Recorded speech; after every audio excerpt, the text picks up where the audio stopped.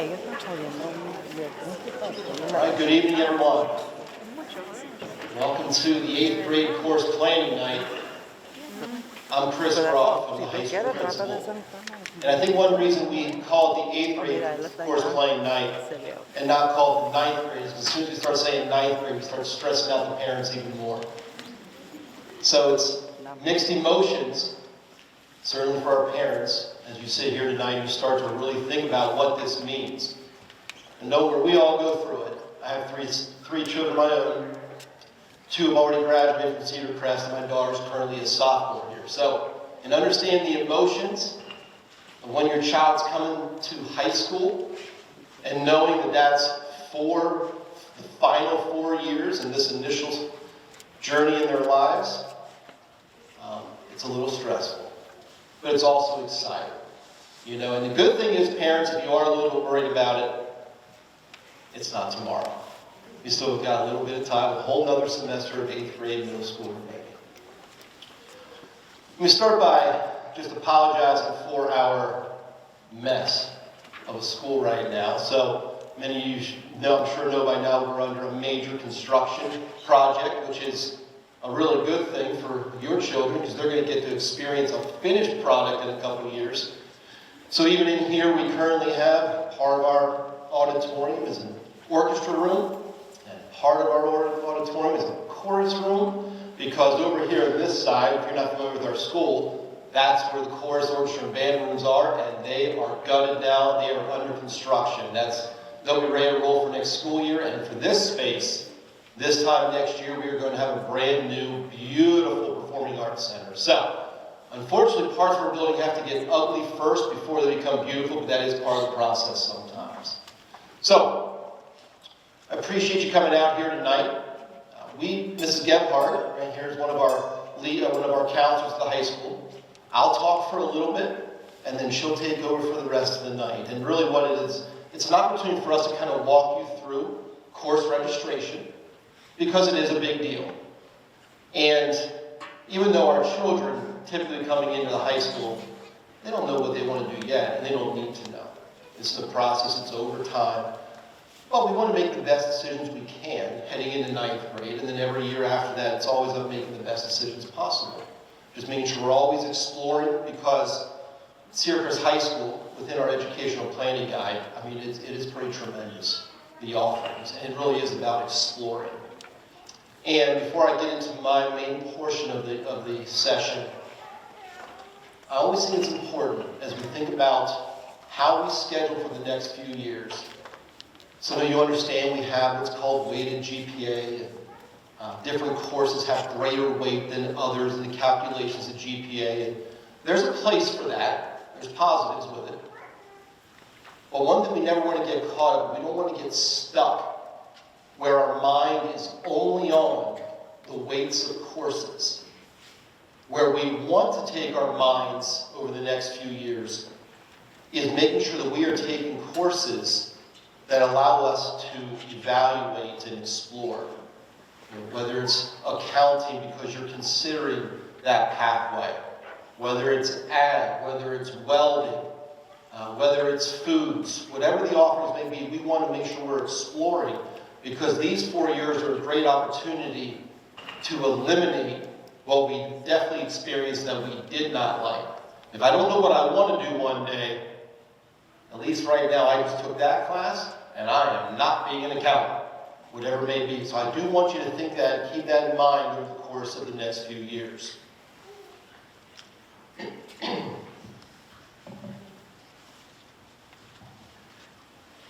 These are our lovely counselors at the high school. Basically, all their caseload it's alphabetized.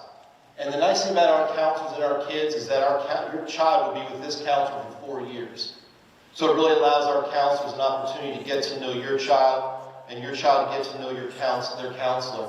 And yes, our counselors serve in 100 different roles, but they are also academic experts in terms of what we offer, and they do one heck of a job of trying to work with your child to guide them to figure out what they may want to do down the line in their future. So it's a little blurry. So we have graduation requirements at Cedar Crest High School. By the end of the 4 years, your child must earn a minimum of 24 credits. Within those 24, 4 must be in English, 3 in math, 3 in science, and 3 in social studies. You'll see 1.5 credits of phys ed, a half a credit in health. All 10th graders take health. We have half a credit of career development, so pretty much any course that is connected to a career that satisfies that graduation requirement. A half a credit in fine art and music. And then either during their junior or senior year, a half a credit in financial literacy. Now, the good thing is you don't have to have that memorized. Some plenty of documents and things that are coming your way, because your child is also going to receive a presentation like this next week during the school day. It's just a real quick picture of those requirements over the next 4 years. So, of course, the 8th graders are leaving the PSSA world to come to the Keystone world. Can't say we love that, but it is a state requirement, so we have to do it. Now, there are 3 Keystone exams: biology, algebra 1, and literature. As freshmen, all freshmen have biology next year, and will take the biology exam next May. Some students took the Algebra 1 Keystone last year. Some of you will take it this year. Some will take it at the end of 9th grade, and some will take it at the end of 10th grade. And literature is taken in January of 10th grade school. Okay? Now, what the state has given us are called 5 pathways to graduation, because this is a state graduation requirement. So in these pathways, the first one is for any student who passes all 3. So you take all 3 Keystone exams and you pass them all, you've officially satisfied the state's requirement in what they call Pathway 1. In Pathway 2, it's similar. You pass one of the 3 exams, and you're basic in the other 2, with a total score of 4452. Just make sure you remember the number. I'm going to quiz you at the end here. But you don't need to worry about that. But if that occurs, your child is satisfied Pathway 2. Now, some of us just, testing is not our thing, and that is real. So, as long as each child takes each exam, so every student is required to take each exam one time, and this should say it doesn't go so well. Well, there are 3 other pathways. Pathway 3, some of your children go to CTC, and they're going to take care of that graduation requirement at the CTC. Some will do Pathway 4, which is alternate testing, from SATs to PSATs to, the ASVAB, there's so many different opportunities. And then in Pathway 5 is more of a career readiness. Here's what I would simply tell you. If the Keystone exams don't go, the way you would want them to, and you don't satisfy the graduation requirements of Pathways 1 and 2, our counselors are going to do whatever they need to do to help your child satisfy that pathway, that requirement. So it's not something to worry about, but it is a graduation requirement, and just thought we should get it on your radar now. And then the final graduation requirement is called Smart Futures. This is an awesome opportunity for our kids. So it is a requirement. And basically, a course of 4 years, it's a program that we use for career exploration. There's activities that they'll complete. It goes with resumes, military or school visits, college visits, job shadows. I mean, it really is a tremendous requirement. And what it ends with is every single senior, starting in January of his or her senior year, actually comes in for a scheduled one-on-one interview where we talk about what each child has learned through the Career Exploration Project. And then they participate in a real interview with a principal, or we actually bring in some former educators who also do this. So that's the senior year. And when we hear from those seniors, they really do express appreciation for the opportunity to explore careers. So, again, nothing you really have to worry about tonight, but from the credits to the Keystones to the Smart Futures work, Those are the graduation requirements. And the good thing is, Mrs. Gebhardt and the other counselors, they help your child keep track of all of this throughout the 4 years. That way, when we hit June of that senior year, there are no worries. We're just ready to roll after we walk across that stage and receive that diploma. And we know it goes fast. So we'll be ready. We'll be here to support. So, at this time, Mrs. Gebhardt needs to take over because she has the really important information to help guide this first course registration process for you. Thank you. Thank you.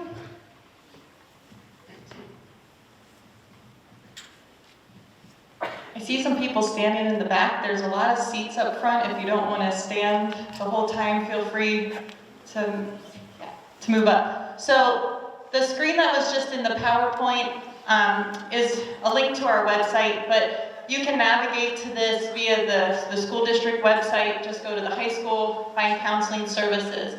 On the counseling services page, what you're going to find is a link to our educational planning guide. It may not, I don't know, we might have to shrink the screen, but this is a Google document that you can navigate through at home. You can start looking at it even before we come and present to your students at the middle school next week. It has everything you need to know about planning for course selection at the high school. On the left-hand side is a table of contents, and you can link to anything that you need to find.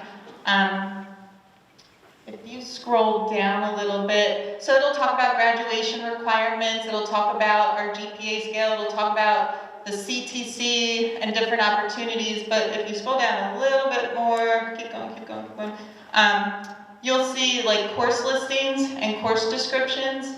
This is going to be really helpful once you get your paperwork next week to be able to go in and read about all of the different courses that are offered at the high school. We have a tremendous selection here for our students to help them prepare for their post-secondary post-secondary plans, whether they're going on to college or in the workforce. But all the course descriptions are here. You'll also be able to see if they're available to you. When you enter 9th grade, you don't have access to every class just yet, but you can see what's available for the future too. It's quite exciting to see all the different opportunities. And each class too has like a little bit about NCAA, which I'm going to get to a little bit later in the presentation. So that's available to you on our website, and you want to make sure that you're using that as a resource as you work through the process. Yep. Okay, so the first thing I just want to mention is in that educational planning guide, there is a section on career academies. We like to point this out. As Mr. Groff said, we do not expect any student to enter high school knowing what they want to do after high school. I mean, they're just walking in the doors. But they might have an interest in something. Maybe they've expressed an interest in business, or maybe they've expressed an interest in the arts. So there are 5 different career academies that are in the educational planning guide. And underneath a list of some possible jobs that they could consider are elective classes that we offer at the high school that they may want to consider for a future in a general area of interest. Just because you come into high school maybe with an interest in business doesn't mean that's what you're going to leave with. You might find along the way some other classes, you might participate in some clubs, something that gets your interest in something else. You can always change directions, but it's a starting point. At least it's a place to start. If you're looking at all the options, you're like, I don't know what to do. You can check out the career academies in the educational planning guide. And we just showed you also that there's course descriptions. We really want students to read those course descriptions, make sure they know what they're getting into, that they're going to enjoy the class. The elective choices are the fun part about high school because you get to pick what you want to learn.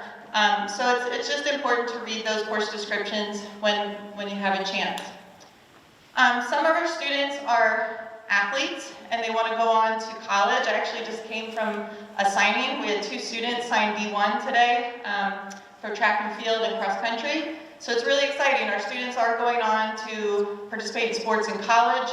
But you have to be eligible to do that if you're looking at D1 or D2 play. So that's something that the counselors also help our students navigate, which courses are NCAA eligible. So just because you take a lot of courses here and pass them doesn't mean that the NCAA necessarily accepts them. So you have to be a good student in high school to be an athlete in college, and it's just important that you express that interest to us when you come in the doors next year, so that we're keeping an eye on that for you, and making sure that you have that opportunity.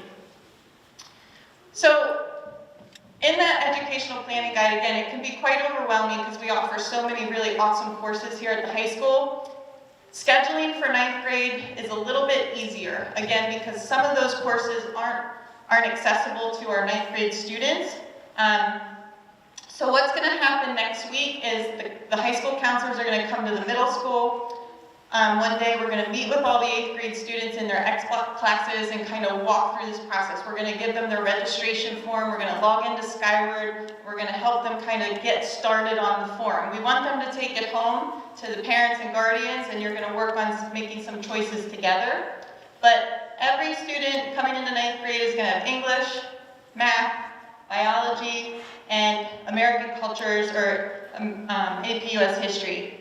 All of those classes are going to be recommended by their middle school teachers. So you don't need to do anything. It'll be in Skyward for you. And most of those might already be in Skyward already. But what we're going to do is just show you how to put that on your form so it all matches up. After that, every 9th grade student is going to select one gym class. As a 9th grader, you can only take one gym class. So just be mindful of that. Every student needs to take either art or music, and if you're in a music ensemble like chorus or band or orchestra, that counts as your music requirement.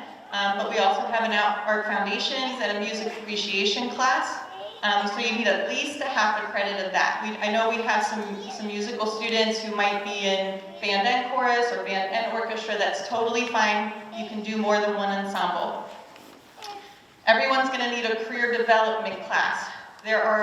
We expanded the options for this requirement next year, and so the registration form that comes home will outline specifically which classes will count. There's too many for me to name off the top of my head right now, but everybody needs at least a half credit of career development. And again, similar to art or music, you can take more than one career development class. And then there'll be an opportunity again to select electives. So electives are your chance to kind of explore some of your passions, your interests, and so forth. With that, I just wanted to note that when Mr. Groff was going through the graduation requirements, I don't know if anybody was noticing, but taking a foreign language is not a graduation requirement for Cedar Crest High School. However, if you are thinking college is in your future, most colleges, not all, but most colleges need to see at least 2 years of a foreign language on the high school transcript, and it should be the same foreign language. So if you start in Latin and you decide you don't like it, you want to switch to French, technically it's 2 years of a language, but it's not the same language. So you need to make sure you have 2 years of the same language on your transcript. There are some schools out there that might want to see 3 years or 4 years, or it might just increase your chances of admission if you're taking 3 or 4 years of a foreign language. That's not true of every school. And if you don't take foreign language in high school, there are some colleges out there that they're okay, they don't have that requirement, but it might limit your choices a little bit. So just saying that does not mean you have to sign up for a language in 9th grade, but it's something you might want to consider if college has been on your mind as a possibility for the future. Okay. So just going through some of the different options. Like I said, you have to take at least one phys ed class as a 9th grade student, but you can't take more than one phys ed class as a 9th grade student. Once you get into 10th, 11th, and 12th grade, it opens up that you can do 2 per year. We have quite a few options. So just running through the list really quick, adapted phys ed, that would require a teacher or counselor approval. We have the general PE, intramural sports, which is like team sports if you like things like floor hockey and basketball, flag football. There is a lifeguarding certification class. This is really great for students who might want to get a summer job at a pool or the lake out in Gretna. The only caveat there is you have to be 15 years old before May 1st of 2027. Okay, so the year that you're taking the class, you have to be 15 before May 1st. If you're not, it's okay. You can take lifeguarding in another year of school if you like that idea. We have lifetime activities, kind of like yoga, fitness, walking, and maybe a little swimming. Net wall games are things like ping pong, volleyball, tennis, pickleball. Then we have a mixed PE. So this is where scheduling gets a little interesting, and the counselors are there to help you through it if it gets confusing. But mixed PE is an every other day gym class. All the other ones up there are every day for one semester. Mixed PE is every other day the whole year. That is designed specifically for students in music ensembles who maybe are only in mixed choir. What do you put opposite mixed choir? We can put that mixed PE class in there for you. So that's why it exists. If you are not in a music ensemble, you probably shouldn't be taking mixed PE. You should be taking general PE. They're pretty much a similar class. One just runs every other day. Then we have the very popular performance strength training. So if you are on a high school athletic team, or it could be maybe you're on the JV or the middle school, junior high, that's fine too. As long as it's a Cedar Crest High School team, you would sign up for performance strength training if you want to. Mr. Dress runs that class, and he assists the students with creating workouts designed specifically for your sport, and he works with the coaches here at school. So you can take that either semester 1 or semester 2. You have the choice in your registration which semester you think would be better for you and how it fits in with your sports. And if you're not on a Cedar Crest High School team, but you want to get in the weight room and do similar types of activities, there is a strength training class that you can sign up for instead. So there's lots of choices there. Just wanted to run through the difference. Okay, for art or music, again, every student needs at least a half credit of art or music in 9th grade. So there's lots of ensembles. If you are looking at concert choir, that is by audition only. Mrs. Rouchett has to do an audition with you to determine if you're going to be in concert choir. Concert band is what most of our 9th grade students are going into, and you should already know how to play an instrument. Don't join concert band if you've never picked up an instrument in your life. You should already have some knowledge there. If you're not sure, ask Mr. Daubert at the middle school, and he'll help you determine if that's a good choice for you. Some students that are in band also get recommended for symphonic band, and so they can double up and do concert band and symphonic band, and then they would just run every other day opposite each other. And this is all outlined on the paperwork we're sending home, so you don't have to remember any of this. Music appreciation and art foundations, they're for students who just want to take something every day for a semester. If you like visual art, do that one. If you like music better, do that one. Orchestra, again, you should know how to play an instrument. Jazz band and rhythm and blue are audition only. And then there's also a voice class if you want to learn how to sing. So that one is going to be an everyday, one semester class. So those are some choices for art or music. And again, we expanded the options for our career development next year. Too many for me to list, but you could take anything such as Ag Tech 1. I know some of the 8th graders, or all of the 8th graders, came up here for some tours of some of our elective classes. Maybe that was last week or the week before. And so they got to see our tech labs. So there's Ag Tech, there's Intro to Technology, there's a Business and Career Development class, there's opportunities in our home ec department, such as Foods 1, Housing and Interior Design, there's a Fashion Design class, there's a Photography class, there's Visual Communications if you like graphic design, there's Engineering Design, there's Architecture. So there's a lot of opportunities for you to explore different fields that might interest you for a career someday. And let's say you take the class and you're like, I don't know if I like it. It's okay. It's good to know that too, that you've tried something, and if you don't like it, then you know that you might want to go in a different direction moving forward. So we do have lots of choices. You'll see all of those next week.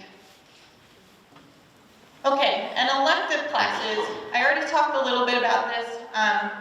You get one and a half credit of electives that will fit in your schedule as 9th graders. So I talked about the foreign language requirement. That's a good one for students if they're thinking about college. But again, you don't need to start that in 9th grade. A good way to think about it is If you're pretty good at English, maybe try another language. If English isn't your best subject right now, maybe wait a year, get a feel for high school, get a feel for the pacing of things before you jump into that foreign language class, because foreign language is kind of like a fifth core. So your core classes are social studies, math, English, and science. Adding foreign language is like a fifth core class. It's going to be a little more work, a little bit more rigorous, a little more homework. So you know yourself as a student and decide if you think you're ready for that in 9th grade, great. And if not, it's okay to wait and start your foreign language a little bit later. But again, there's a lot of more choices than just foreign language for electives, and you'll see all those options when they come home with the paperwork next week. The most important thing here is to follow your interests, follow your passions. What do you want to explore? What are you excited about?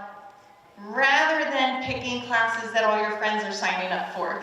Because the way high school scheduling works, it's a very, very complex process for everybody. And the chances that you're going to be in the electives that you signed up for with your best friend are very slim, if I'm going to be honest. And the other thing to maybe note, just to give everyone a heads up, lunch is not by grade level anymore. The grades are all mixed up for lunches, and lunch goes where it fits in your schedule. So you don't want to necessarily be planning your schedule based on your friends, because the chances are you may not be scheduled with your friends. And then when you start next year, while we have schedule changes possible, it's not always guaranteed that something will be available that you'll like. And so it's complicated to change the schedules once they're all set up. So again, just take this process seriously, make sure you're finding things that you enjoy. And again, lunch is something that will be on every student's schedule. It's automatically put in every student's schedule every year. We encourage students to take lunch. We think it's important that you take a break in the day, but sometimes it just doesn't fit with all the classes you want to take, especially sometimes for our music kids. It gets a little tricky to fit in everything. So we'll work through that process with our students next week. If you need to remove lunch for half a year or the whole year, it is possible to do that. It's just the counselors have to take it out. Students may not take it out on their own, because we want to make sure it's the best fit for students doing that. Okay? Some of this is going to be for down the road. However, I think it's good for students to get the big picture of what's available in high school, because again, it assists with planning. We kind of have it set up that 9th graders get some opportunity for electives, but we're getting some of the graduation requirements done early because it frees up your schedule in junior and especially senior year to pursue those options that are most important and meaningful for you. So while, like Mr. Groff said, for example, math is only required for 3 credits at the high school. I say 3 credits because some students double up on things sometimes, but 3 credits. That doesn't mean that's the right thing for every student to do. Some of you might be pursuing an engineering degree or pursuing something in the medical field. A lot of times colleges want to see 4 credits of math in that case. So that's why it's good to work with your counselors. We can give you some advising on that and what's the best option.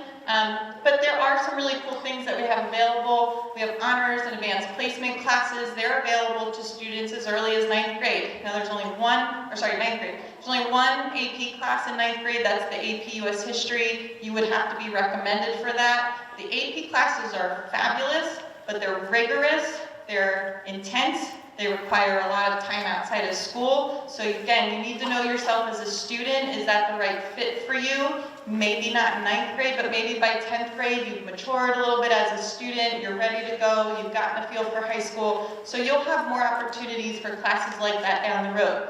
And advanced placement classes, if you're not sure what that means, they're courses that have been approved by an organization called the College Board. And there are tests that you take in May every year. You would take a test for the class that you're in, and if you score, usually it's a 4 or 5, because you get scored out of 5 points. If you score 4 or 5, most colleges might accept that for college credit. So you get to take this class, it looks good on your transcript, and you have the potential of earning college credit while you're in high school through those advanced placement classes. Another way that you could potentially earn college credit is through our college in the high school classes. Now, they are not available till your junior or senior year, but we work with Lebanon Valley College, University of Pittsburgh, and HAC, where we have teachers in our building who are certified to teach the college level courses, so students can really get what's something called dual credit. They can get credit on their high school transcript and credit at the issuing university. And so when you go to college after high school, you could transfer that transcript from, let's say, LVC and take those college credits with you.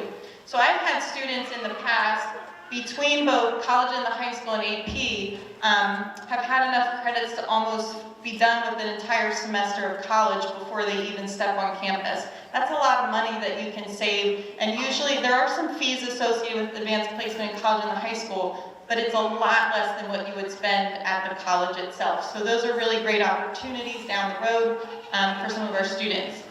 And again, we have the Lebanon County Career and Technology Center. That place is amazing. We have so many students going there and graduating from there and getting jobs and thriving. It has become really popular. CTC is super popular, and it's not real easy to get in anymore. It's not a guarantee that just because you say I want to go to CTC that you'll get chosen for a spot. So we do a nice presentation with our 9th grade students every fall and talk about all the options that are there, but CTC won't be available till your junior and senior year. You can get trained to be an emergency medical technician at the high school. Those are first responders on ambulances. Again, only available to 11th and 12th grade, but just so you know some of the options that are really cool here. Maybe there's something you always wanted to learn about and we don't offer it at Cedar Crest. You can even create your own course through an independent study. Again, that's going to be when you get more towards the tail end of high school. We have students who can earn credit as a peer tutor or as a student assistant doing a department internship with a teacher. And then when you get to senior year, you might even participate in things like dual enrollment through colleges where, similar to college and the high school, you're earning college credit and high school credit at the same time, but in this case, you're going to the college to take the class. We have co-ops where students work out in the community. They're doing a job, they're getting credit, and they're getting paid while they're in high school as seniors. So a lot of times for students going right into the workforce, this is a great opportunity because they're already getting their foot in the door with different industries and businesses. Internships allow our students to go explore jobs their senior year, because again, maybe we don't have a class in real estate here at Cedar Crest. I've had students go and do internships at real estate agencies. I've had students go down to the elementary school because they want to be teachers and they do internships with some of their elementary teachers that they know. Just last week, we had roughly 20 students graduate a semester early.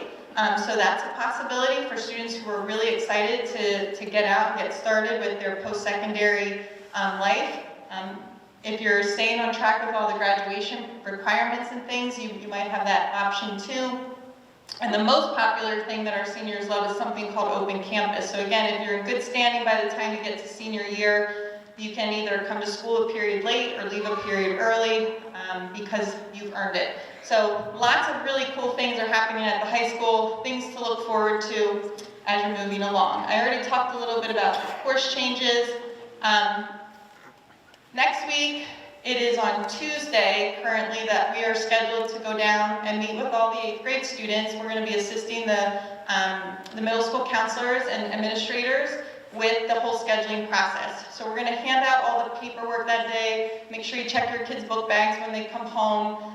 I am really hopeful that we are not still snowed in, because it sounds like we might be getting a big one this weekend. But as of now, Tuesday is the day that we're going to be there. And they're going to come home with some different planners that will help map some of these things out. So one of the things we send home is a sheet with all the graduation requirements on, just so you have that as documented. And on the back side is sort of a 4-year graduation requirement tracker. Not that you have to keep track. Like Mr. Groff said, the counselors are doing this for your students. We're making sure that they have everything they need along the way. But this is just a suggested sort of pathway. 9th grade, we already went over what you would take. It shows you what you would take in 10th, 11th, and 12th grade. So you can see by the time you get to 12th grade, you need English and you have a lot of space for electives. But those electives might be, again, for some students, some additional core classes. They're also going to bring home a paper that's just kind of blank. I put some things in here just to show you, just to help you visualize what the classes look like within an 8-period day. So a typical schedule might look like this, and this is in no particular order. It's again just to show you how it fits. Lunch is never offered 8th period here at the high school, but you want to get your 4 classes in English, Math, American Cultures, Biology. You have a gym, you have an art, and then the electives there are French 1 and Comp Sci Foundations 1, and then that career development class could be the broadcast video 1, and then you have lunch the whole period. So that's a pretty standard schedule for a 9th grade student, and you can see how that fits in. There are some classes like Ag Tech 1, well really it's just the Ag Tech 1 class, where they have another sort of half credit you can earn. So if you sign up for Ag Tech 1, you have to take Ag Experience. It is not something that's included within the school day. It's more of like a project that you complete, so you don't stay after school either. You're just kind of working on it as part of the class and outside of class. But you get an extra half credit. So you still have to have 7 credits within the school day, but in this particular case, this student would earn 7.5 credits for the year because of that Ag Experience. Here's one where someone has concert band, so you can see how that mixed PE would fit in, because concert band's on even days, mixed PE would be on the odd days. But everything else is in there that they need. Here's an interesting one. This is a case where the student is in band, but really wants to take that performance strength training class, because they're also an athlete. So what we can do for the student is we could put a study hall instead of gym opposite the concert band, but then you see because they have to get 7 credits in the day, they do have to lose lunch for half a year. Doesn't mean they can't eat. We do allow students to get a lunch pass. There are many teachers in here who are very flexible with that, and you can eat in a class period. But this is why it works out that way, it's just so you can see what it looks like. Some students are in band and orchestra. That's an interesting thing because they meet the same day, the same period. They both are even days, the same period, but the teachers will share the students. So some days they'll go to band and some days they'll go to orchestra. So it is possible to do that, and this must be a very musical student because they're also doing symphonic band on the opposite days.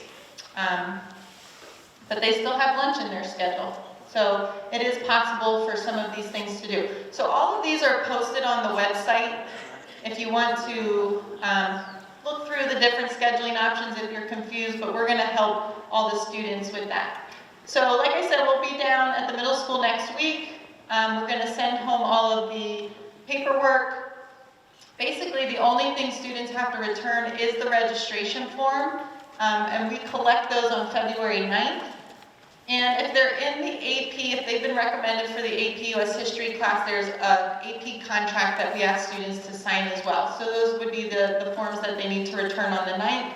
And there is going to be a process where they enter things in Skyward. We're going to show them how to do that next week. And there's tutorials available on the website to show you how to do that. So the big thing is, whatever's on the form should match what you have in Skyward. And when we revisit the middle school in February, we sit with all the students and we help them to make sure that everything is accurate. And again, tutorials are on the website for you, but just a real quick overview. When you log into Skyward, on the left-hand side, you'll see the schedule button. And then once you hit the schedule, up on the top right corner, there'll be a link to request courses for the 2026-2027 school year. And then you'll get to a page like this where you can start to search for courses on the left and add them over to the right. Anything that's been recommended for your child will already be on the right-hand side, and you won't be able to delete it. So if they were recommended for American Cultures Honors, that's what's there. You won't be able to delete it. If you're thinking about making a change, you'll have to contact Mr. Fisher at the middle school, and he can help with that. Lunch will also be included. on every schedule, and if you decide you don't want lunch, there will be a code that you enter to let the counselor know to take lunch out, but you won't be able to delete lunch.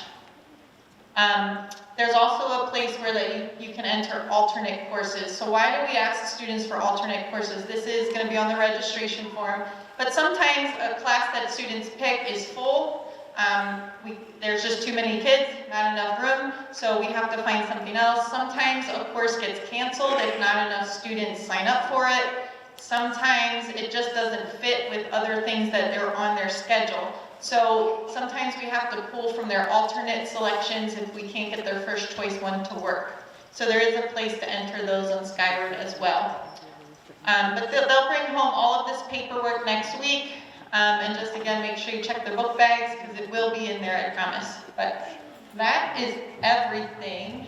I don't know if Mr. Groff has any closing remarks. No, thank you, Sarah. You did great with that. And again, we just wanted to kind of give you an overview of what's about to happen. And I know it feels like a lot, but honestly, as the council go and present to your child next week, and then your child brings home the paperwork, it really does start to make sense. And as you said, Mr. Fisher at the middle school is a great resource for you. We're a great resource for you. You don't need to, never hesitate to reach out to us. But again, I think that's really all we wanted to accomplish. We really appreciate you coming out tonight. And we sort of look forward to getting to know students. We look forward to getting to know you and parents. Same with you in the next few years. All right, take care and have a great rest of the night. Thank you.